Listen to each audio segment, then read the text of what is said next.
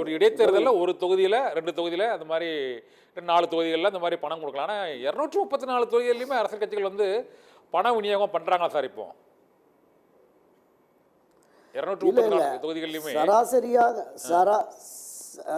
நிறைய நிறைய எல்லா தொகுதியும் முன்ன அப்படிதான் இருந்தது. வெறும் இடைத்தேர்தலில் மட்டும்தான் இருந்தது. அப்புறம் நாளடைவில் பொது தேர்தல்களுக்கு அந்த பண விநியோக முறை மாறி வந்துருச்சு. இப்போ நீங்கள் பல இடங்களில் நம்ம பார்த்துருக்கோம், நம்மளே கேள்விப்பட்டிருக்கோம். ஒரு பக்கத்து ஊரில் வந்து வேட்பாளர்களுக்கு பணம் கொடுத்துட்டாரு, எங்கள் ஊருக்கு இன்னும் பணம் வரலன்னு சாலை மறியல் செய்யக்கூடிய அளவுக்கு நம்ம மக்களுடைய போயிடுச்சு.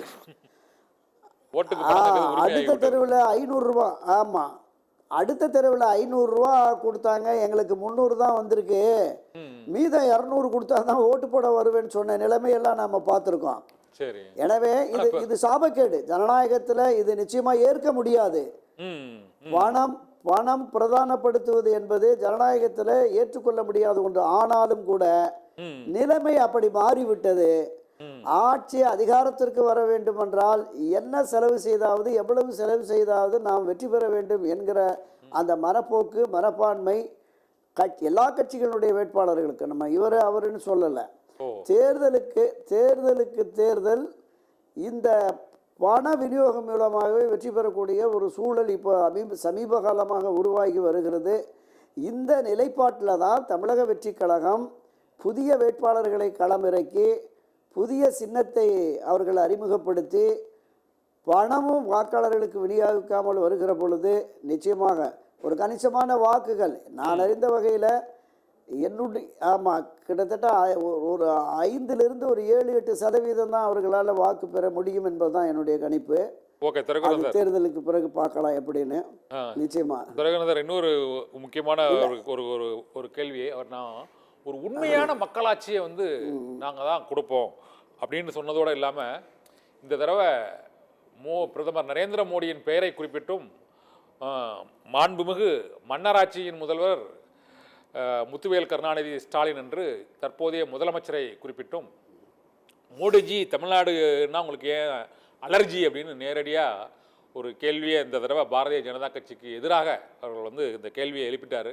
இதனால் வந்து தமிழக வெற்றி கழகம் என்பது வந்து நேரடியாக பாரதிய ஜனதா கட்சியை அந்த கொள்கை ரீதியான எதிரியாகவும், அங்கே அரசியல் ரீதியாக திமுகவையும் அவர் நேரடியாக, ஒரு அரசியல் கட்சி என்பது பல குடும்பங்கள் நல்லா இருக்கணும், ஒரு குடும்பம் மட்டுமே வாழ்வதற்காக கட்சியாக இருக்கக்கூடாது என்று நேரடியாக தாக்குவதற்கு தொடங்கி இருக்கிறார். இந்த நேரடி தாக்குதல் நடிகர் விஜய்க்கு வந்து இந்த களத்தில் வந்து ஒரு மாற்றத்தை வந்து ஏற்படுத்துவதற்கான வாய்ப்பு இருக்குமா?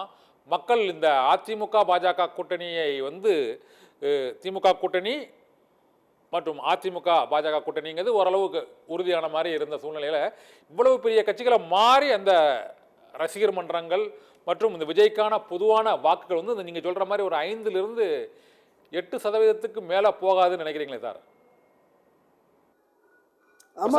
அதாவது பிரசாந்த் கிஷோர் 20% வாக்கு இருக்குன்னு சொல்கிறாராம. அவருக்கு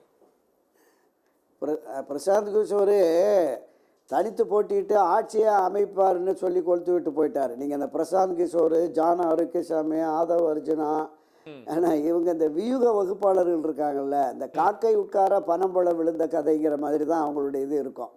பெரிய அளவில் எல்லாம் ஒரு அரசியல் கட்சி 50-60 ஆண்டுகள் 75 ஆண்டுகள் இருந்த ஒரு பாரம்பரியமிக்க அரசியல் கட்சிக்கு வியூக வகுப்பாளர்கள் போய் தான் வெற்றியை தேடி தந்தாங்கிறத உண்மையிலே நான் நம்ப மாட்டேன்.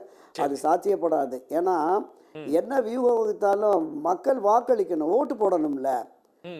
நீங்க நான் தொடக்கத்தில் குறிப்பிட்டேன்ல கண்ணன், தொடக்கத்தில் நான் குறிப்பிட்டேன்ல, நீங்க திராவிட முன்னேற்ற கழகத்திற்கு ஆட்சி அதிகாரத்திற்கு வரக்கூடிய அளவிற்கான வாக்கு வங்கிகளை வச்சிருக்காங்க. அவருடைய அரசியல் கட்சி திமுகவின் வாக்கு வங்கி, அவர்களோடு அணி சேர்ந்திருக்கிற இந்த 12 அரசியல் கட்சியினுடைய வாக்கு வங்கிகள் அப்படியே உறுதியாக அங்கே இருக்குது.